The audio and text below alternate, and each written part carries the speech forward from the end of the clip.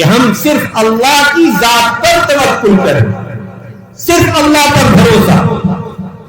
ہم کسی اور کے آگے ہاتھ نہیں پھیلاتے، کسی سے اپنی ضرورتیں حاجتیں نہیں مانگتے، کسی سے اپنی امیدیں وابستہ نہیں کرتے، کسی اور سے لو نہیں لگاتے. اپنی ساری ضرورتیں، حاجتیں اور بھروسہ اور امیدیں صرف اللہ کی ذات سے وابستہ ہیں. الحمدللہ رب العالمین والعاقبۃ للمتقین والصلاة والسلام على سید الانبیاء والمرسلین وعلى آلہ وصحبہ اجمعین. اما بعد، آپ حضرات ایک بڑا قیمتی بیان مجھ سے پہلے سن چکے ہیں اور وقت بہت زیادہ ہو چکا ہے، اس لیے کسی لمبی چوڑی گفتگو کا ارادہ نہیں ہے. چند منٹ مجھے دیے گئے ہیں، میں ایک دو باتیں مختصراً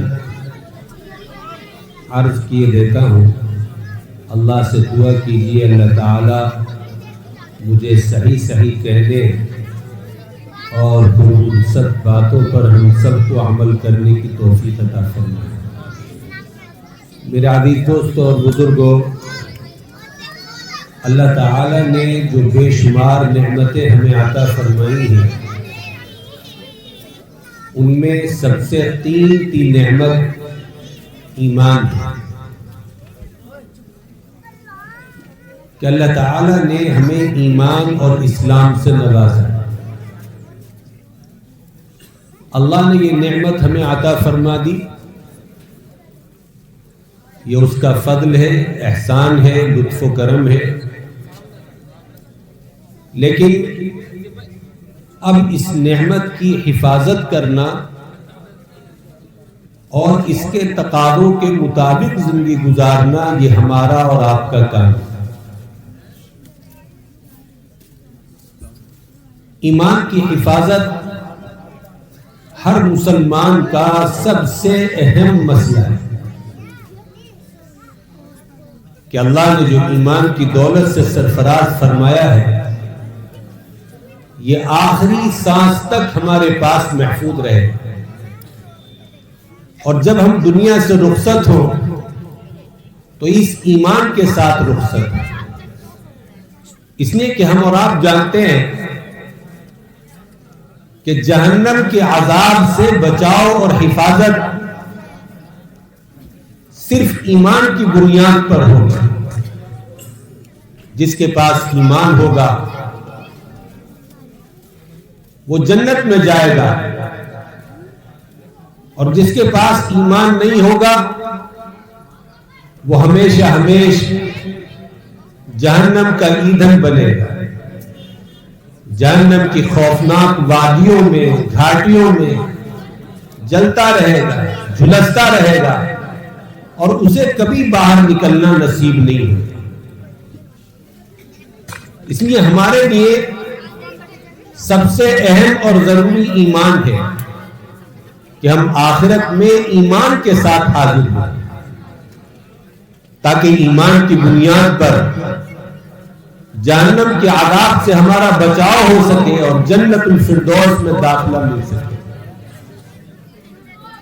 اس لیے کہ جہنم کا عذاب بڑا خطرناک، دردناک، خوفناک، کسی ایک انسان کے بھی بس کی نہیں ہے کہ اس عذاب کو جھیل سکے. بلکہ جہنم کے اندر کا عذاب تو بہت دور.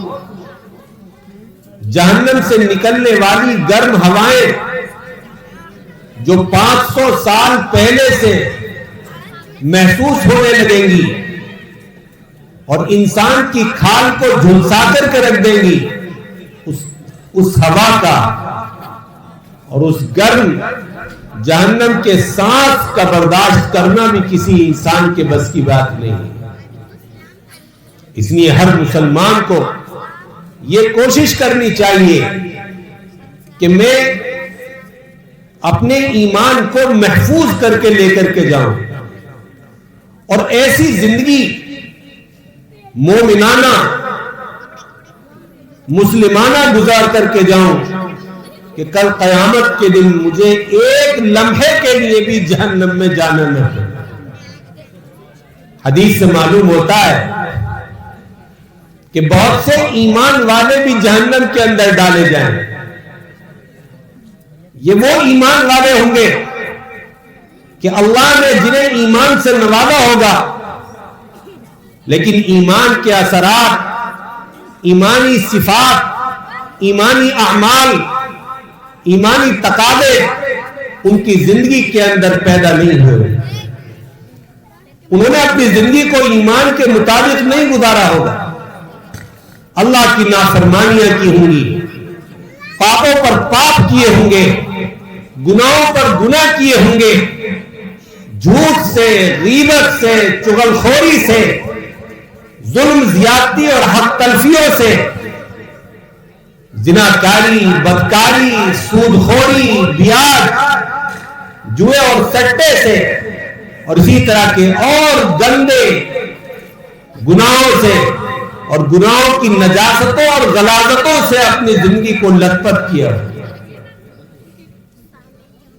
ایمان ان کے پاس ہوگا، لیکن ایمان کے باوجود اپنے گناہوں کی سزا بھگتنے کے لیے انہیں جہنم کے اندر جانا پڑے۔ یہ سب مسلمان ہوں گے، کلمہ پڑھنے والے ہوں گے، ایمان ان کے دلوں میں ہوگا، لیکن ایمان کے ساتھ چونکہ گناہ بھی لے کر کے جائیں گے، اس لیے ان کی سزا بھگتنے کے لیے اللہ تعالیٰ ان کو کچھ مدت کے لیے جہنم کے اندر ڈالے۔ اور آپ غور کیجئے کہ اگر ایک لمحے کے لیے بھی کسی کو جہنم میں ڈال دیا گیا، اس کا کیا بنے؟ وہاں کی آگ، وہاں کے شعلے اور انگارے دنیا کی آگ کے مقابلے میں 70 گنا زیادہ گرم۔ وہاں جہنمیوں کا خون پینا پڑے، پیپ پینی پڑے گی، ان کا سڑا ہوا جسم سے نکلنے والا مواد پینا پڑے گا، اس قدر کھولتا ہوا پانی ملے گا کہ ساری آنتیں اس پانی کے ساتھ باہر نکل جائیں، ہوڑ بہت پہاڑ کے برابر ہو جائیں گے، ایک ایک دار پہاڑوں کے برابر ہو جائے گی، جلنے اور جھلسنے کی وجہ سے اور بدن کے پھول جانے کی وجہ۔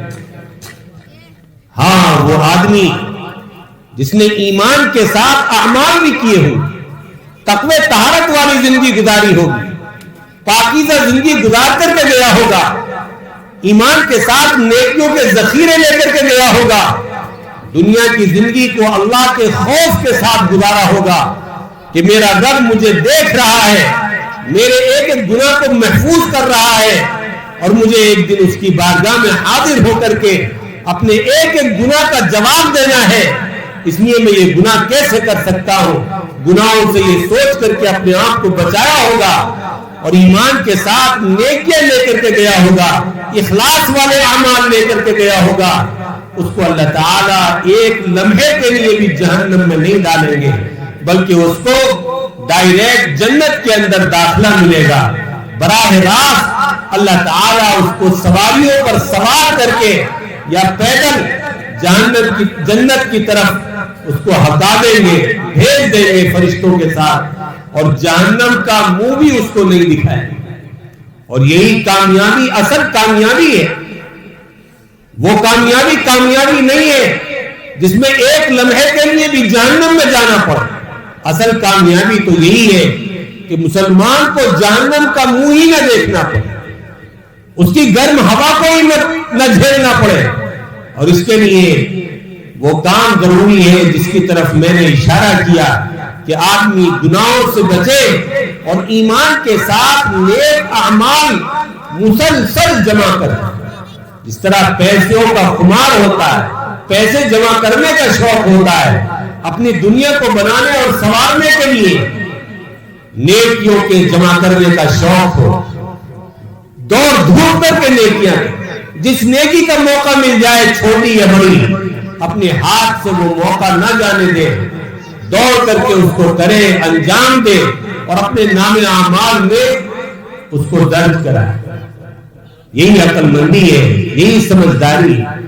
نبی کریم علیہ الصلوۃ والسلام کی خدمت میں 7 صحابہ حاضر ہوئے. اللہ کے نبی نے پوچھا ما انتم، سب سے پوچھتے تھے من انتم، تم کون ہو؟ ان سے پوچھا ما انتم، تم کیا ہو؟ انہوں نے عرض کیا ہم ایمان والے، ہم مومن ہیں، مسلمان ہیں. اللہ کے نبی نے فوراً ان سے پوچھا کہ تم ایمان کا دعویٰ کرتے ہو، اسلام کا دعویٰ کرتے ہو، کیا ایمان کی کوئی نشانی، کوئی علامت، کوئی اثر تمہاری زندگیوں میں ہے؟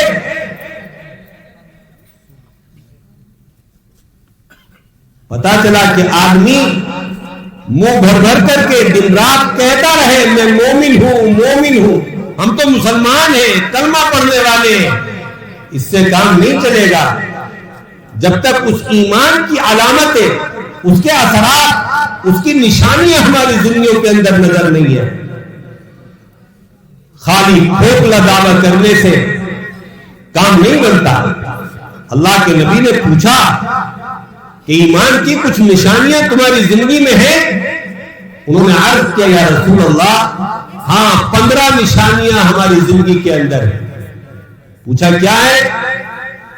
انہوں نے عرض کیا یا رسول اللہ 5 چیزوں پر تو ہمارا ایمان، اللہ پر، اللہ کے فرشتوں پر، اللہ کی کتابوں پر، اللہ کے نبیوں پر اور قیامت کے دن پر. ان 5 چیزوں پر تو ہم یقین رکھتے ہیں، ان پر تو ایمان رکھتے ہیں، اور 5 چیزوں پر ہمارا عمل ہے. نمبر 1 ہم اللہ اور اس کے رسول کی گواہی دیں. نمبر 2 نماز پڑھتے ہیں. 3 روزے رکھتے ہیں. 4 زکات دیتے ہیں.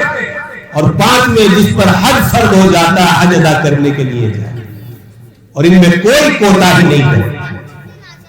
اور 5 خصلتیں، 5 صفات ہمارے اندر زمانے جاہلیت سے ہیں، پرانے زمانے سے. اگر آپ ان کو پسند فرمائیں گے تو ہم اپنے اندر باقی رکھیں گے، اور اگر آپ کو وہ پسند نہیں تو ہم ان کو چھوڑ دیں. پوچھا وہ 5 صفات کیا ہیں؟ کہنے لگے جب اللہ کی کوئی نعمت ہمیں ملتی ہے تو ہم اس پر اللہ کا شکر ادا کریں. اللہ شکر کو پسند کرتا ہے کہ جب میں کسی بندے کو کوئی نعمت دوں تو وہ میرا شکر گزار بنے، شکر ادا کرے، ناشکری نہ کرے، اترائے نہیں، تکبر، غرور اور گھمنڈ میں مبتلا نہ ہو، انکار نہ کرے میرے احسانوں کا، احسان مان، اقرار کرے میری نعمتوں کا. اور اللہ کا اعلان ہے لئن شکرتم لازیدنکم، جو شکر ادا کرے گا اسے نعمتیں اور بڑھا دوں، نعمتوں میں اور اضافہ کروں. تو انہوں نے عرض کیا پہلی چیز تو ہمارے اندر یہ کہ ہم نعمتوں پر اللہ کا شکر ادا کریں.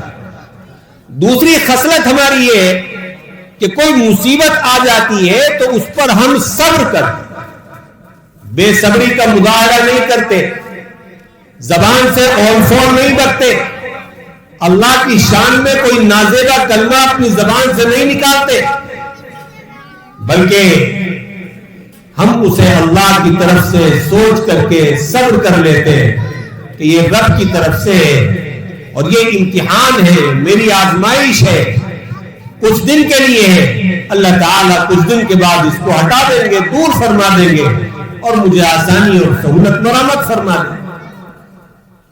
تیسری صفت ہمارے اندر یہ ہے کہ ہم اللہ کے فیصلوں پر اپنے آپ کو راضی کر لیتے،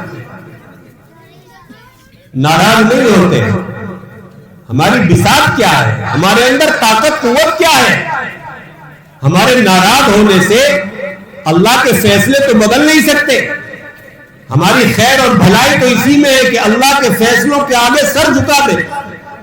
اس لیے ہم اللہ کے فیصلوں پر اپنے آپ کو راضی کر لیں اور یہ سوچ لیتے ہیں کہ رب کا کوئی بھی فیصلہ حکمت اور مصلحت سے خالی نہیں ہے. اس لیے اللہ نے ہمارے بارے میں جو یہ فیصلہ کیا ہے اس میں ضرور ہمارے لیے کوئی خیر چھپی ہوئی ہو، ہماری کوئی بھلائی ہوگی. اللہ کی کوئی حکمت اور مصلحت ہوگی جو اس نے ہمارے لیے یہ فیصلہ کیا ہے. اس لیے ہر فیصلے پر اپنے آپ کو راضی کر لیتے ہیں، چاہے وہ ہمارے موافق ہو یا مخالف، ہمارے لیے نفع بخش ہو یا نقصان دہ. چوتھی صفت ہماری یہ ہے کہ ہم دین پر جم جاتے ہیں، حق بات پر، نیکیوں پر استقامت اختیار کرتے، ثابت قدم ہو جاتے، ڈٹ جاتے ہیں. ہمارے قدم نہیں ہلتے دین سے، حق بات سے. یہ چوتھی صفت ہے. اور پانچویں صفت یہ ہے کہ ہم صرف اللہ کی ذات پر توکل کریں، صرف اللہ پر بھروسہ. ہم کسی اور کے آگے ہاتھ نہیں پھیلاتے، کسی سے اپنی ضرورتیں حاجتیں نہیں مانگتے، کسی سے اپنی امیدیں وابستہ نہیں کرتے، کسی اور سے لو نہیں لگاتے. اپنی ساری ضرورتیں، حاجتیں اور بھروسہ اور امیدیں صرف اللہ کی ذات سے وابستہ ہے. یہ پانچ چیزیں ہمارے اندر ہیں. نعمتوں پر اللہ کا شکر ادا کرتے ہیں، مصیبتوں پر صبر کرتے ہیں، اللہ کے فیصلوں پر اپنے آپ کو راضی کر لیتے ہیں، دین پر جمے رہتے ہیں، ہٹتے نہیں ہیں، اور اللہ ہی کی ذات پر توکل کرتے ہیں، کسی اور کی طرف نگاہ اٹھا کر کے نہیں. نبی کریم علیہ السلام نے جب یہ 15 باتیں سنی تو ان کی تعریف کی. فرمایا انتم الفقہاء، تم بڑے سمجھدار، اللہ نے تمہیں دین کی سمجھ بوجھ دے دی. وانتم الادباء، تم تو بڑے باادب ہو، مؤدب ہو، تربیت یافتہ ہو، اللہ نے پہلے ہی تمہاری تربیت کر دی. اور پھر آخری بات بہت اونچی ان کے بارے میں فرمائی، بہت اعلیٰ بات، جس کا مطلب یہ ہے کہ نبوت کا سلسلہ اللہ نے میرے اوپر ختم کر دیا، مجھے آخری نبی بنا دیا، اب میرے بعد کوئی نبی آنے والا نہیں. اگر نبوت کا سلسلہ جاری ہوتا، اگر نبیوں کا سلسلہ چل رہا ہوتا، فرمایا کانوا ان یکونوا انبیاء، تو یہ ساتوں کے ساتوں اللہ کے نبی ہوتے. ایمان کی نشانیاں ان کے اندر، ایمان کی علامتیں ان کے اندر ہیں، نبیوں والی صفات اور خصلتیں ان کے اندر ہیں. اس لیے یہ نبی ہو. میرا عزیز دوست اور بزرگوں، جب انہوں نے وہ بات کہی کہ ہم ایمان والے ہیں، مسلمان ہیں، تو نبی کریم علیہ السلام نے پوچھا تمہاری زندگی میں ایمان کے اثرات ہیں؟ بس یہی بات ہمیں اور آپ کو اپنے ذہن میں بٹھائے کہ صرف ایمان کا نام لے لینا، اسلام کا نام لے لینا، زبان سے دعویٰ کر دینا یہ کافی نہیں ہے، بلکہ ضرورت اس بات کی ہے کہ ہم میں سے ہر ایک کی زندگی میں ایمان کی نشانیاں بھی نظر آئیں، ایمان کے اثرات بھی نظر آئیں. سچائی ہمارے اندر ہے، امانت داری ہمارے اندر ہے، وعدوں کو پورا کرنے کی صفت ہمارے اندر ہے، ایک دوسرے کی مدد کرنے کا جذبہ ہو، یتیموں، بیواؤں، مسکینوں کا خیال رکھنے کا جذبہ ہو، ہمارے اندر والدین کی اطاعت، ان کی خدمت کا جذبہ ہو، ہم ایک دوسرے کے لیے نفع بخش بنے، ہمارے سینے حسد سے، جلن سے، بغض سے، دشمنی سے ایک دوسرے کے لیے پاک ہو، ہم بھائی بھائی بن کر کے جینے والے ہو. یہ وہ صفات ہیں جو اللہ کو پسند ہے اور جو ایمانی صفات کہلاتی ہیں، جن کو اللہ نے قرآن میں بیان کی ہے. یہ صفات تو ہمارے اندر پیدا نہ ہو، ہماری زندگی کافرانہ ہو، اخلاق کافرانہ ہو، ہمارا لین دین، ہمارے معاملات کافرانہ ہو، ہمارے عقیدے مشرکانہ ہو، اور زبان سے خالی کہہ دے کہ ہم ایمان والے ہیں، مسلمان ہیں. اس سے بات نہیں ہوتی. یہ کھوکھلے دعوے اچھے نہیں لگتے زبان سے. اس لیے میرے بھائیو اور دوستو، اگر ہم چاہتے ہیں کہ دنیا میں بھی عزت ملے اور آخرت میں بھی عزت اور سرخروئی ملے، سکون کی منزل، سکون کا ٹھکانہ ملے، جہنم سے حفاظت ہو، تو ایمان کے ساتھ ساتھ یہ دونوں کام بھی ضروری ہے کہ گناہوں سے اپنے آپ کو بچا کر کے رکھے اور زیادہ سے زیادہ نیک اعمال اور نیک صفات اپنے اندر پیدا ہے. اللہ مجھے بھی عمل کی توفیق عطا فرمائے، آپ حضرات کے لیے بھی عمل کرنا آسان بنائے. اللہ تعالیٰ اس اجلاس کو، اس جلسے کو ہمارے لیے نیکی کا ذریعہ بنا دے، ہماری زندگیوں میں تبدیلی کا اور زندگیوں کی اصلاح کا ذریعہ بنا دے. اور اللہ اس کو اپنی بارگاہ میں قبول فرما لے. وآخر دعوانا الحمد للہ رب العالمین.